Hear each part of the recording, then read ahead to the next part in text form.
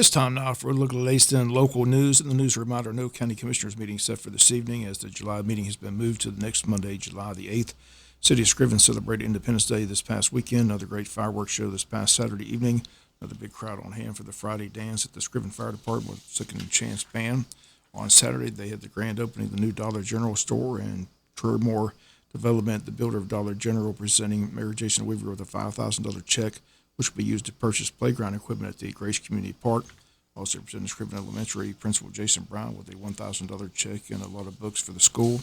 Saturday began with a 1 mile run and 5K firecracker race, and the winner of the race was Jonathan Tulactal, 14-year-old 8th grader with a time of 18:47. Joe Heron placed second with a time of 21:36, and Libby Dodd, the first female over the finish line. She finished third with a time of 23:10. Mayor Jason Weaver wants to thank all those who came to the city of Scriven over the weekend to celebrate Independence Day. Plans are already in the works for next year, but once again, a fantastic fireworks show again this past Saturday evening in Scriven, Georgia. Chamber of Commerce held its annual Legacy Dinner this past Thursday at the barn on Lanesbridge Road. In case you missed the award winners, here's the list of those who won the awards. Annual Ambassador Award went to Morgan Sally. Small Business of the Year Award went to My Daughter and Me. Excellence in Agriculture Award presented to Lindsey Thomas. Business Leader of the Year presented to Scriven Mayor Jason Weaver.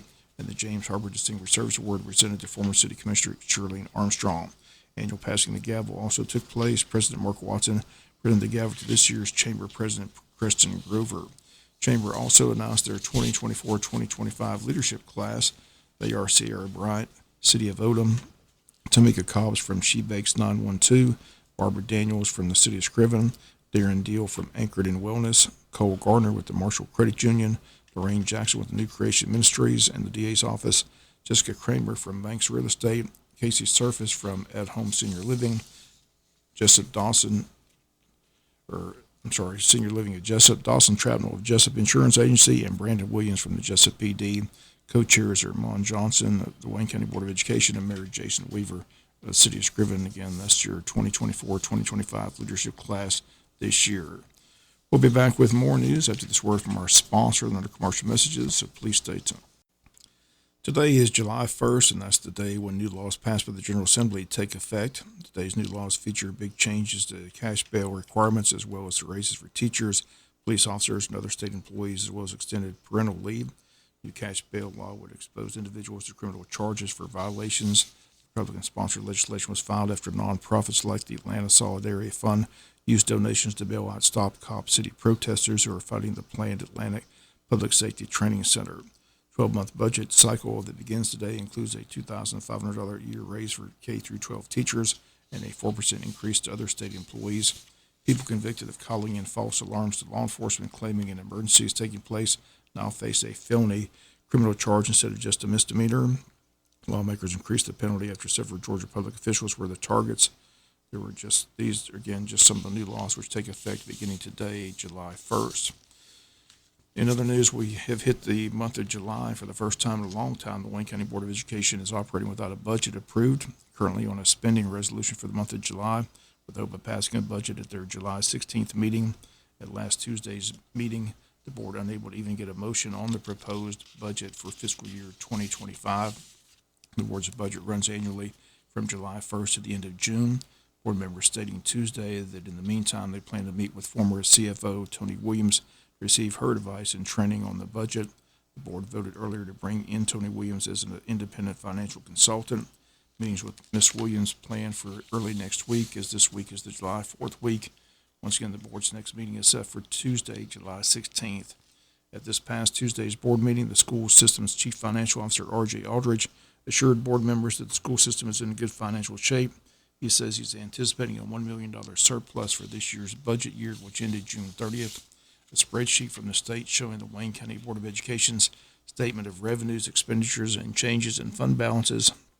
Government funds year ending June 30th, 2023 shows that the school system's expenditures exceeded its revenue by $7,881,537.56.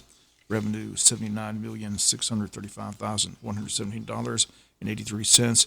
Expenditures were $87,516,655.89. Also reports that the school system's fund balance dropped over $7 million in 1 year, exactly $7,348,183. fund balance as of July 1st, 2022 was at $21,597,017.90. The fund balance on June 30th, 2023 was at $14,248,834.16. Also, Tuesday's board meeting, Member Todd Wise asked about all the CARES Act money the school system received from the federal government, also known as COVID money. In a 3-year period, Wayne County School System received $21 million in COVID money. Wise asked how was that money used. Explanation given Tuesday was that the Wayne County School System used relief funds for flooring at the middle schools and is currently using funds for a new HVAC system at the high school. Hand sanitizer and computers also stated is where some of the money went. A lot of discussions about deficit budget the past few meetings. School Superintendent Sean Kelly stating that ever since he's been in Wayne County, the school system has had a deficit budget.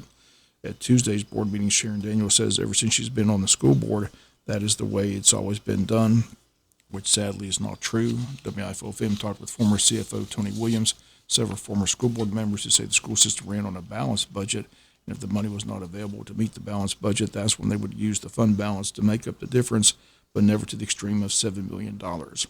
In the last several school board meetings have left more questions than answers, and at the last Tuesday board meeting, the full board not comfortable with even making a motion on a proposed 2025 budget.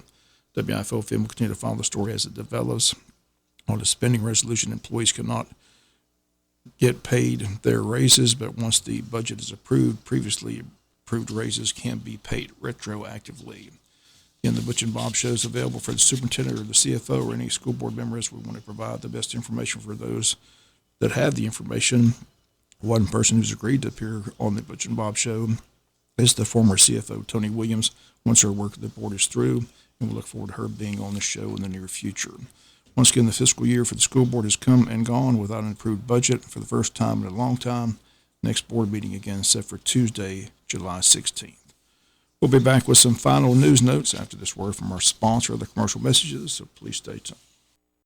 Final notes in the news, still no update on what exactly caused the death of 8-year-old Noah Bush, who passed away back on May 16th, coming up on 7 weeks since his death. WIFO-FM talked with Wayne County Sheriff Chuck Mosley over the weekend. They're still waiting on test results from the GBI Crime Lab. Again, as soon as we receive any information from the sheriff or the district attorney's office, we'll have it here on our local news. And the Georgia State Patrol and local law enforcement are already on the roads during this busy Independence Day period, which began June 29th and runs up until July 7th. AAA predicting that 2.3 million Georgians will travel at least 50 miles away from home to celebrate. Georgia State Patrol says they'll be cracking down on those who are speeding. Georgia State Patrol says the best way to make it a safe holiday is slow down, buckle up, and please do not drink and drive. Once again, the holiday period, travel period underway goes all the way up until Sunday night, July the 7th. That's going to do it for latest in local news. Sports comes your way in a few minutes. Bob Morgan, have a great day.